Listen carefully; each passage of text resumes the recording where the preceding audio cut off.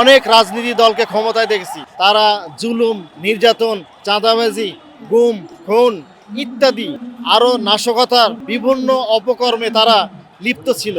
তারা মানুষের জনগণের জন্য কাজ করতে ক্ষমতায় যায়নি, তারা নিজেদের ক্ষমতার প্রভাবকে বিস্তার করার জন্য তারা ক্ষমতায় যায়। এবং পরপর আমরা দেখছি কয়েকটা দল ক্ষমতায় গেছে শুধুমাত্র তাদের এজেন্ডা বাস্তবায়ন করার জন্য।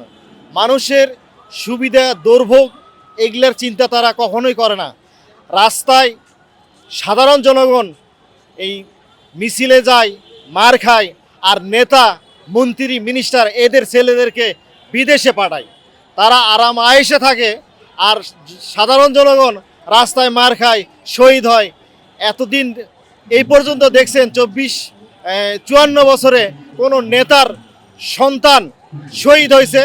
শহীদ হয়েছে সাধারণ জনগণ, সাধারণ মানুষ। তাদেরকে ব্যবহার করে এই রাজনীতিরা তাদের এজেন্ডা বাস্তবায়ন করে, আর তাদেরকে দিয়ে তাদের এই ক্ষমতার প্রভাব বিস্তার করে। কিন্তু তারা ঠিকমতোই বিদেশ পাড়ি দেয়, তাদের সন্তানেরা বিদেশ থাকে, কিন্তু তাদের সন্তানের, গরিব মানুষের সন্তানেরা এই রাস্তায় নামে, মার খায়, শহীদ হয়। এইসব এইসব পরিবর্তনের জন্য এই এনসিপি প্রতিজ্ঞাবদ্ধ যে নতুন বাংলাদেশ বিনির্মাণে তারা একত্ববদ্ধ।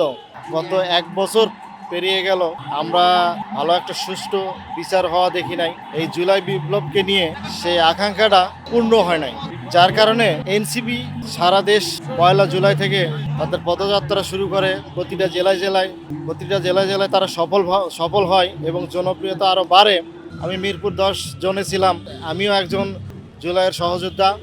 আমাদের এনসিপি যারা দল গঠন করেছে তাদের একটাই প্রতিজ্ঞা যে আমরা নতুন বাংলাদেশ বিনির্মাণে প্রতিশ্রুতিবদ্ধ, এবং মানুষের, সাধারণ মানুষ থেকে শুরু করে সর্বস্তরের মানুষের যেগুলো দাবি, সেগুলা নিজ নিজ মানুষ তাদের নিজস্ব থেকে স্বাধীনভাবে তারা কাজ করতে পারে।